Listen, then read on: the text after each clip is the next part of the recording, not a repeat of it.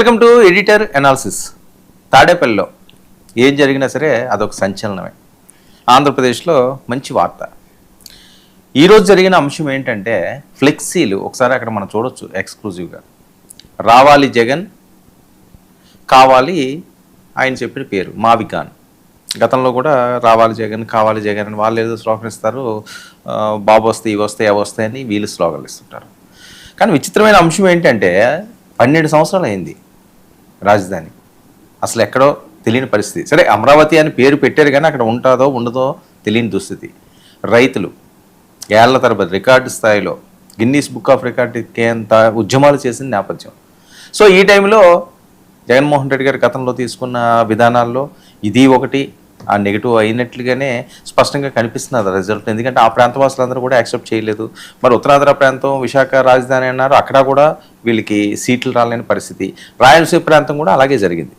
So ఈ చాలా కారణాలు ఉంటాయి ఓడిపోవడానికి ఏ పార్టీ అయినప్పటికీ కూడా. ఇది ఒకటే అని చెప్పలేం కానీ ఇది ఒక కారణం అని ఖచ్చితంగా అందరూ భావించింది. రాజధాని అనే అంశం ఆయన తీసుకున్న నిర్ణయం వ్యతిరేకత అయింది, లేకపోతే 151 సీట్లు ఉన్న ఆయన ఎందుకు ఇంత దారుణంగా ఓటమి పాలవుతారు అన్నది.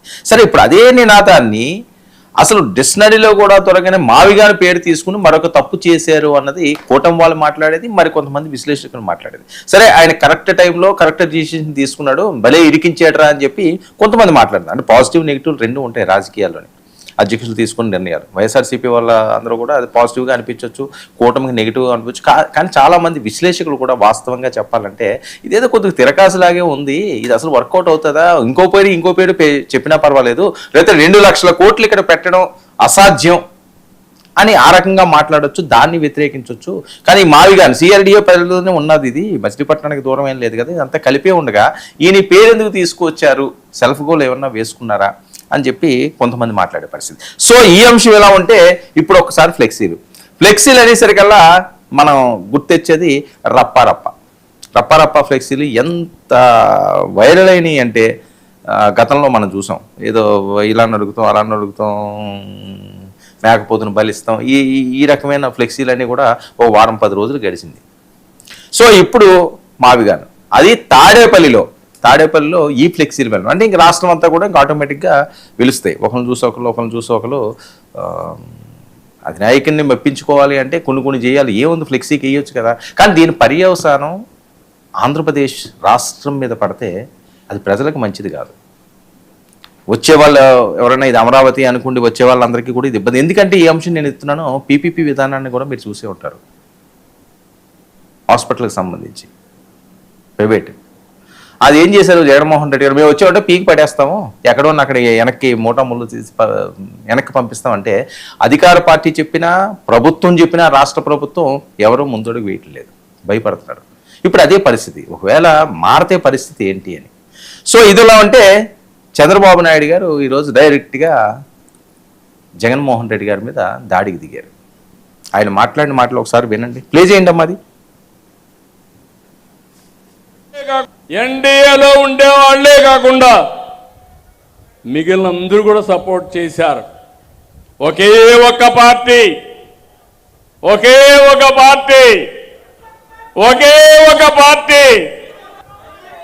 మా తమ్ముడు సైకో పార్టీ.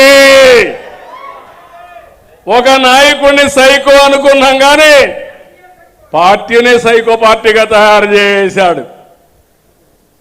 మావిగన్ అంటాడు, మొన్న 3 ముక్కలాట, ఇప్పుడు మావిగన్ వాటికన్ రైట్. ఇది సో దీనికి కొనసాగింపుగా ప్రజాస్వామ్యంలో ఎవరు కూడా ఈ రకంగా టార్గెట్ చేసి మాట్లాడడం అన్నది మంచి పద్ధతి కాదు.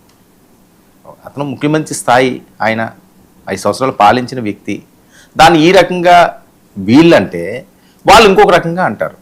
సో ఇది రచ్చ అవుతున్నా తప్పించి ఎక్కడ ఎండకాటు పడి పుల్ స్టాప్ పడే పరిస్థితి కనిపించట్లేదు. ఈ రకంగా మాట్లాడితే ఇంకా వాళ్ళు ఊరుకుంటారా, వాళ్ళు ఏదేదో వాళ్ళు మాట్లాడతారు. సో మళ్ళీ మొదలైంది. దీనికి అచ్చెన్నాయుడు గారు కొనసాగింపు సాగిస్తా ఆయన మాట్లాడిన మాటలు ప్లే చేయండి. అది మొన్నటి వరకు బొత్స సత్యబాబు గారు చెప్పిన, లేకపోతే XY మాట్లాడినా, మాకు అనుమానాలున్నా మేమెప్పుడూ అనుకోలేదు. కానీ ఈ పరిణామాలన్నీ చూస్తే ఆ రోజు రాజశేఖర్ రెడ్డి యొక్క మరణానికి కూడా నీ బాధ్యత ఉందని ఆ రోజు ఏదైతే బొత్స గారు చెప్పారో అది కూడా ఈరోజు నాకు అనుమానం వస్తుందని చెప్పి తెలియజేయ. ఒక సైకోకి పదవి వేగం వస్తే ఏ విధంగా ప్రవర్తిస్తాడో ది బెస్ట్ ఎగ్జాంపుల్. ఆయనకు కావలసింది పదవే. రాష్ట్రం ఎలాగున్నా పర్వాలేదు, ప్రజలు ఎలాగున్నా పర్వాలేదు, కుటుంబం విడిపోయినా పర్వాలేదు, ఆత్మీయులకి అంతమంచినా పర్వాలేదు, కావలసింది పదవి పదవి పదవి తప్ప ఇంకొకటి లేదు అని చెప్పి తెలియజేస్తున్నాను. దీనికి ఊహించిన విధంగా బొత్స గారు చాలా స్ట్రాంగ్, మంచి నాయకుడు. ఒక రోజులో అయితే ఆంధ్రప్రదేశ్ ముఖ్యమంత్రి అవుతారన్న రేంజ్లో ట్రోల్ జరిగిన అంశం. ఆయన ఒక్కసారిగా ఈరోజు భావోద్వేగానికి గురయ్యారు, కన్నీటి పర్యంతం అయ్యారు. ఎందుకు కన్నీటి పర్యంతం అవ్వాల్సి వచ్చింది అంటే ప్లే చేయండి అది. ఆయన తాలూకా మరణం వెనుక జగన్మోహన్ రెడ్డి గారు ఉన్నారు.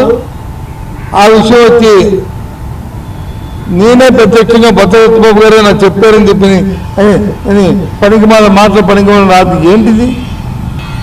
ఓ రెండు పేపర్లు నీ చేతిలో ఉన్నాయని, మీ చేతిలో ఉన్నాయని, ఓ 3 ఛానల్స్ మీ చేతుల్లో ఉన్నాయని ఇష్టరాజ్యంగా ఈ రకమైన అహంకారపూరితమైన కోతల్ని మీ అధికారం ఉంచుకోవడం కోసం, మీ ఉనికి కాపాడుకోవడం కోసం పార్టీల్లో ఇచ్చిన ఉద్యోగానికి వచ్చి న్యాయం చేయక ఆ రైతుల్లో వచ్చి రోడ్డుని పడేసి ఏ పంట కూడా గిట్టుబాటు ధర లేక అల్లాడుతుంటే ఓ పక్క వచ్చి రైతు ఆత్మహత్యలు చేసుకుని నేను అనుకున్నాను అచ్చెన్నాయుడు ఏదో పొడవుగా ఉన్నాడు అని కొద్దిగా మా మోకాల్లోకి వచ్చా ఇంతవరకు ఆలోచన మందికి విందు అవుతుంది. మోకాల్లోకి ఇప్పుడు అధికారులకు వచ్చుకుంది ఇవాళ మాటలు చూస్తుంటే.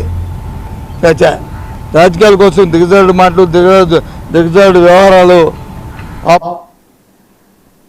ఆయన భావోద్వేగానికి గురైన ఆ విజువల్స్ కూడా ఏంటమ్మా, ఏడ్చిన విజువల్స్.